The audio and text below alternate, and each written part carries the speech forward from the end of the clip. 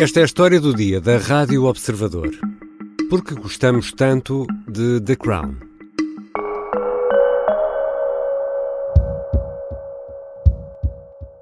Your Majesty, Your Royal Highness. I had a call about 15 minutes ago from the embassy in Paris. It's Diana, Princess of Wales. I'm afraid there's been an accident. She was in a car crash with Dodi Fayed. She's been taken to hospital. A Rainha Isabel II, o marido e o filho, Príncipe Carlos, são acordados à meia da noite. Estão no castelo de Balmoral, residência da família real na Escócia. Diana, Princess of Wales, has been seriously injured in a car crash in Paris. São informados do acidente que viria a ser fatal para Diana Spencer, a ex-mulher do atual rei da Inglaterra e mãe dos príncipes William e Harry. Esta é uma das cenas da última temporada do The Crown. A série estreou em 2016 e os últimos 6 episódios estão agora disponíveis na Netflix. Na altura da estreia, era a série mais cara de sempre. Hoje, ocupa o 10º lugar desse ranking. Foi vista em milhões de casas em todo o mundo. A série foi um sucesso e retrata sobretudo a vida de Isabel II, mas nesta sexta e derradeira temporada fixa-se sobretudo em Diana, a princesa do povo que morreu em Paris a 31 de agosto de 1997. Como se explica o sucesso desta série? E o que tem de tão fascinante uma história construída com base em factos que todos conhecemos? E poderá a série The Crown ser um marco na forma como consumimos entretenimento? Vou conversar com Tiago Pereira, editor de cultura do Observador. Eu sou o Ricardo Conceição e esta é a história do dia de sexta-feira, 15 de dezembro, e sim, vamos evitar spoilers.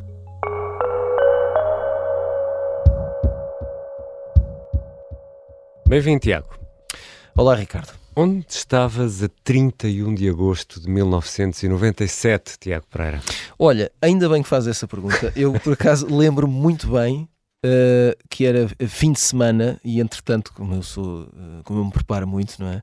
Fui confirmar e, de facto, era um domingo. Era domingo. Era um domingo de manhã e lembro perfeitamente que a notícia da morte da Princesa Diana estava em todo o lado e lembro-me ainda mais de um amigo chorava compulsivamente. E eu estava a tentar perceber porquê, qual era a relação tão especial. Amigo da tua idade. Da minha idade. Portanto, estamos a falar de a caminho da idade adulta, se assim podemos dizer. A entrada da idade adulta. Mas mais do que isso, Ricardo, no meio de tanta coisa que está a acontecer no mundo, achaste por bem trazer aqui uma série de televisão à história do dia? Sim. Acho que sim, porque as séries também fazem parte das nossas vidas. Não é? Imagina um estudante de mestrado que daqui a 50 anos vai ouvir a história do dia e vai perceber, então era assim que eles se divertiam. Para saber o que é que a humanidade na altura pensava. Exatamente. E o facto de saberes a resposta onde estavas a 31 de agosto de 1997, isso explica por si só o sucesso do The Crown? Explica em parte porque isso quer dizer que, e não é só em Portugal, só neste caso específico eu posso servir como de exemplo para boa parte do mundo. Apenas neste. Exato, que tem a ver com a família real britânica exerce um fascínio especial. Fascínio / interesse / polémica, dependendo do ponto de vista, mas portanto há interesse em saber a história e em conhecer as figuras. A Princesa Diana, eu acho que talvez seja ainda a figura mais pop da história, será que podemos dizer da história da realeza? Talvez possamos. Curiosamente, não foi por isso que esta série em específico, teve tanto sucesso no início. Exatamente, porque só agora, nesta sexta temporada, é que a série mergulha na vida de Diana. É só nesta última temporada. Já agora explica-nos também onde é que acaba a série. A série não chega aos nossos dias. Portanto, a série acaba pouco depois da morte da Princesa Diana. Este é o final da série, é a segunda parte da sexta temporada. Portanto, são os últimos episódios, os últimos de 60 episódios que a série tem no total. A Princesa Diana aparece ainda na temporada anterior. Na quinta temporada vemos como é que o Príncipe Carlos conhece a Princesa Diana, como é que a relação começa, a dar para o torto. Claro que já sabemos todos onde é que aquilo vai parar. Ainda assim, eu julgo que na quinta temporada consegue haver um interesse maior sobre essa dinâmica. E talvez, parece-me que ainda vamos falar sobre isso, mas talvez tenha existido Diana a mais no final. Nesta última temporada. Eu até acho que no final de toda a série, porque a série tem durante muito tempo e durante muitos episódios a protagonista é a rainha. A rainha, não é? Exato. Rainha Isabel II. Ela é a grande protagonista. Aquilo que acontece em volta da rainha, como é que a rainha reage em relação a uma série de escândalos, problemas. And for you to be mother to the nation. If you don't mind, I'm concerned with being a grandmother to William and Harry. That's my priority. Dilemas políticos, figuras controversas, como é que ela dá a volta às situações, como é que ela às vezes ganha, outras vezes perde, e de repente a figura da rainha sai um pouco, ou até bastante de cena, dependendo dos episódios, nesta última fase. E eu acho que isso deixou alguma desilusão entre os fãs e aqueles que ficaram de facto agarrados à série no início, porque isso aconteceu, esse fenómeno de ficar agarrado à série. Exatamente. E isso, já lá vamos esse amargo de boca, ou seja, os tempos atuais que estamos a viver já não entram na série, já não entram os escândalos do Príncipe André ou essa figura que é Meghan Markle. Meghan Markle não, mas ainda temos um pouco de Kate Middleton. Temos a aproximação àquilo que depois vai acontecer com o Príncipe William. Há uma série de questões mais atuais que não entram na série. Eu fico até a pensar, isto já deu alguma polémica quando a série começou a entrar no campo de Diana, porque continua a ser um tema que para uns é sensível, para outros é polémico, e o facto de a série não ser documental, a série parte de factos reais, mas também os ficciona. Então chegámos à parte em que tu desiludes os nossos ouvintes e fãs de The Crown mais desatentos e explicas que isto é uma ficção. Isto é uma ficção, aliás, baseada em factos reais. Sabes que a dada altura começaram a surgir de tal maneira críticas em relação à série que a produção da série viu-se forçada, entre aspas, a colocar um aviso antes dos episódios para dizer isto é inspirado em factos reais, porque a interpretação que estava a ser levada à televisão começou a ser tomada como coisa séria, sim, por se calhar demasiada gente. Isso gerou muitas críticas, gerou muita polémica, e a produção teve que explicar às pessoas que isto não é bem verdade. A produção parte de episódios e figuras reais, e depois há coisas que são obviamente exageradas. Eu não sei se as pessoas já viram a primeira parte da última temporada. Para quem ainda não viu ou para quem não sabe a história, a Princesa Diana morre, atenção, num acidente de automóvel. Acho que isso todos sabemos, não é? Precisamente a 31 de agosto de 1997. Na série, depois da morte, tem ali uns reaparecimentos um pouco fantasmagóricos. And I know that must be terrifying, but it needn't be. Que geraram algumas críticas. Mas quer dizer, essa é a interpretação de quem escreveu o guião e estão na sua liberdade criativa, não é? E esta temporada está ou não a ser um sucesso como foram as temporadas anteriores? Em termos de crítica, foi completamente arrasada. Esta é já a primeira nota. Isto pelo menos em relação aos primeiros episódios.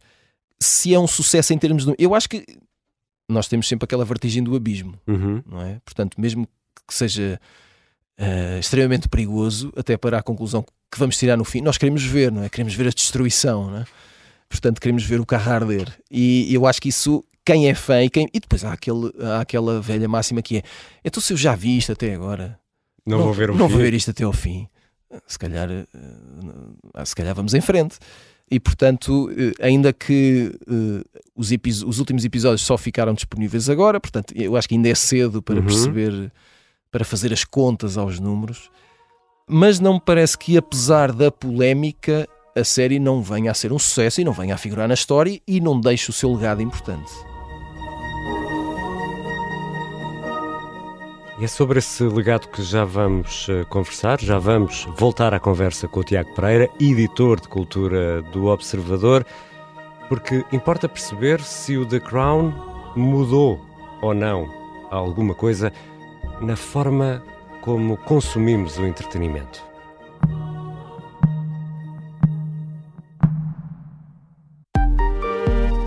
Estávamos na brincadeira e ele, de repente, conta-nos que ia desviar um avião. Este é o Piratinha do Ar. Abriu a porta, entrou por ali dentro e apontou-nos a arma. Uma série para ouvir em 6 episódios que faz parte dos Podcast Plus do Observador. É narrada por mim, Margarida Villanova, e a banda sonora original é de David Fonseca. Os Podcast Plus do Observador têm o apoio da Onda Automóveis. Estamos de regresso à conversa com Tiago Pereira, editor de cultura do Observador. Tiago, sem querer cortar o barato, que é uma expressão em português do Brasil para spoiler, Exato. Eu procurei, mas não encontrei. Ainda não temos melhor. uma expressão não é? ideal para não isto. temos uma palavra para isto, não é? Temos. Portanto, vamos, para não cortar o barato... Estragar a festa? Exato. Mas é fraquinho, não é? Muito, e é longa, não é? Pois é. Spoiler é ótimo. É ótimo, sim. Apesar de ser em inglês. Nesta 6ª temporada, e estavas a falar nisso, é nesta 6ª temporada que a ficção toma completamente conta da realidade, e é também por isso que muitos não poupam na crítica e pensam: isto estava a ir tão bem, estava tão equilibrado, e de repente acontece isto. Só para explicar que nos 4 primeiros episódios da última temporada temos muito Diana e Dodi Alfeia. Sim. Aliás, dos quatro episódios da primeira parte da 6ª temporada. Aqui ainda por cima isto ficou tudo ainda mais complicado, não é? Dividiram isto ao meio. Isto ficou tudo muito complexo. Como eu te dizia há pouco, a questão de Diana é complexa nesta série por duas razões. Apesar de a atriz que a interpreta ser, parece-me a mim, ótima. Sim. E se calhar a melhor opção de casting o desempenho é incrível. De toda esta temporada, onde há algumas falhas e algumas críticas, mas até que ponto não há tempo a mais numa coisa, num pedaço de história que muitos de nós vivemos em direto e vivemos em ao vivo. E eu acho que o grande fascínio e aquilo que levou a que The Crown fosse um sucesso gigantesco no mundo inteiro, sobretudo nas 3 primeiras temporadas e em parte também na 4ª, apesar de algumas opiniões não concordantes em relação a Margaret Thatcher, mas enfim, Thatcher nunca teve opiniões concordantes, não é? Não era agora que ia ter. O grande fascínio era precisamente aquilo que nunca tínhamos visto assim. Ainda que isto tenha sido dramatizado e ficcionado, há um lado de inspiração real e há factos históricos que foram reais. E então houve ali uma forma de repente nós estávamos a ver uma telenovela muito bem feita, que na altura era a série mais cara da história, com os decors e o guarda-roupa e tudo, as joias, tudo muito sumptuoso, não é? Extraordinário. De repente estávamos na corte inglesa e nunca tínhamos visto aquilo. Tínhamos uma Claire Foy como rainha, jovem, que foi no alvo, acertadíssima para aquele papel. Então, quanto mais nos aproximamos dos factos que conhecemos, mais desinteressante se tornou, é isso? Parece-me que se torna muito mais desinteressante, porque é uma história que ou a vimos em direto e a vivemos e lemos vezes sem conta, e já houve filmes e já houve biografias e revistas e jornais e documentários e reportagens e tudo isso. Quem não esteve lá nos últimos anos acaba por levar com todo este filme de uma forma secundária ou terciária, mas, ou seja, o efeito novidade, o efeito surpresa que nos prende em frente ao ecrã, de querer saber como é que eram aqueles tempos e como é que foram vividos e como é que era a irmã da rainha e como é que ela se casa, tudo isto. De repente já não há novidade. Tu queres mesmo saber sobre Dodi? Queres saber mais sobre Dodi? Há pessoas que ainda lacrimejam quando veem a cena agora recriada da morte de Diana na série. Sim, é verdade. Mas também há pessoas que... Não vamos dizer nomes. Sim, mas também há pessoas que lacrimejam no fim do Senhor dos Anéis, quer dizer, com o Frodo e o Anel, e aquilo não está particularmente bem feito.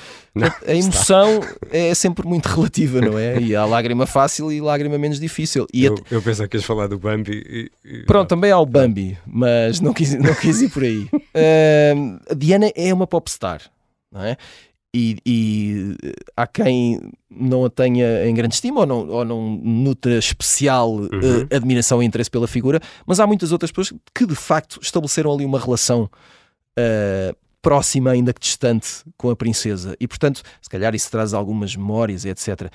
Agora, o que conta é a globalidade, e depois as críticas são muito mais fáceis, não é? Então vamos olhar aqui para a série e podemos dizer que o The Crown é uma espécie de marco na massificação das plataformas de streaming, ou seja, é aquela série que fez algumas famílias contratar o serviço, é aquela série em que na sala ou no sofá está o neto, os pais e os avós a ver? Isso é sempre difícil, porque tu tens sempre séries que conseguem fazer isso.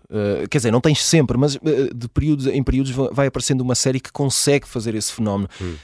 Tiveste depois de The Crown, por exemplo, um outro caso que foi Stranger Things, que conseguiu juntar, mas que não era tão abrangente, gerações diferentes, apesar de não ter esse lado,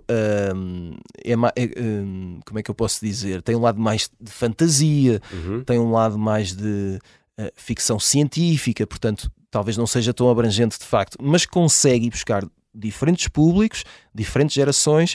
The Crown também conseguiu isso. Tu, se calhar, no teu vasto, imagino eu, grupo de amigos, encontras gente que, se calhar à partida, e de forma extremamente preconceituosa, mas assumida, dirias: esta pessoa nunca irá ver The Crown, e se calhar viu. E se calhar viram, mas até que ponto ao longo das temporadas não foram perdendo o interesse? Essa é a dúvida, porque eu faço-te esta pergunta porque também queria ouvir-te eu quero ouvir-te sobre tudo, claro, como sabes, Tiago Pereira, mas sobre este ponto que é os hábitos de consumo de entretenimento, nomeadamente séries, de filmes, mudaram radicalmente nos últimos anos. Com as plataformas, os jovens, as pessoas mais jovens não veem televisão praticamente.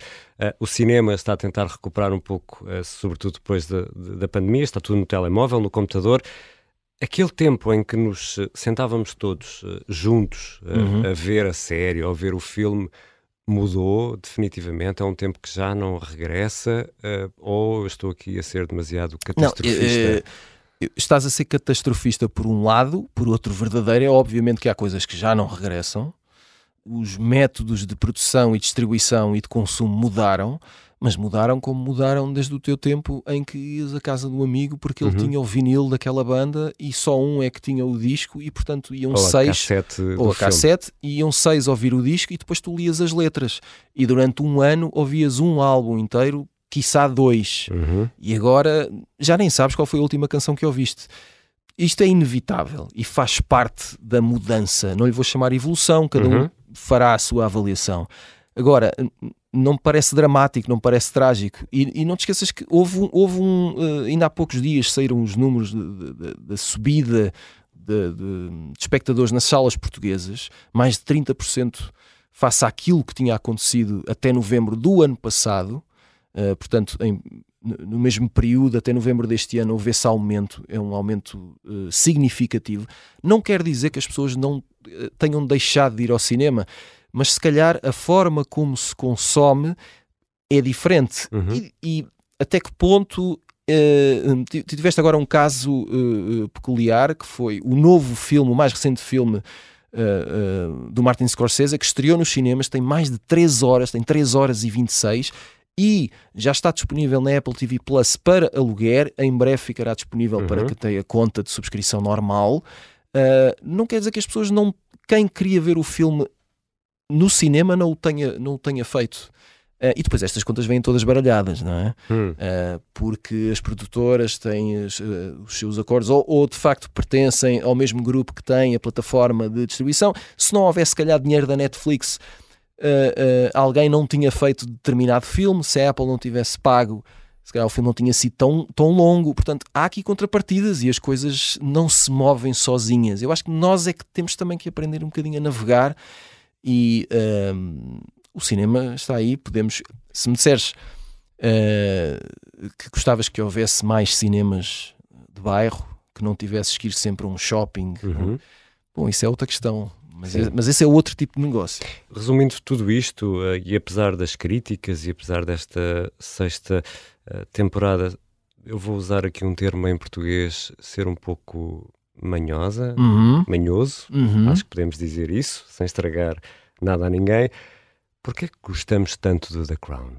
Bom, para já porque se calhar crescemos, ou até certa altura, crescemos a ouvir histórias de reis e rainhas, não é? Princesas. E ao mesmo tempo que são figuras reais, históricas, parecem sempre um bocadinho de ficção, não é? De facto existe um rei de Inglaterra. Ele está lá a algures, não sei bem onde a esta hora, mas ele existe. Ao mesmo tempo,